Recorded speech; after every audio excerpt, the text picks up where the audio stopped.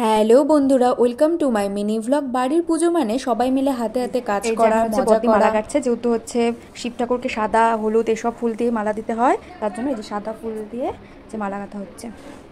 আমাদের শিবের এখানে আসবে, বসবে, এটা শিবের মণ্ডপ।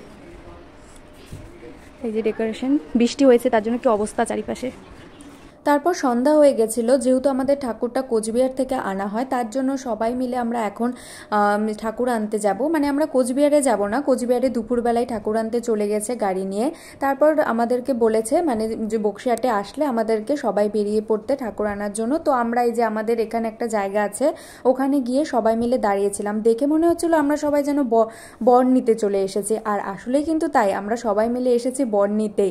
ওই যে দেখতে দেখতে আমাদের বরও চলে এলো।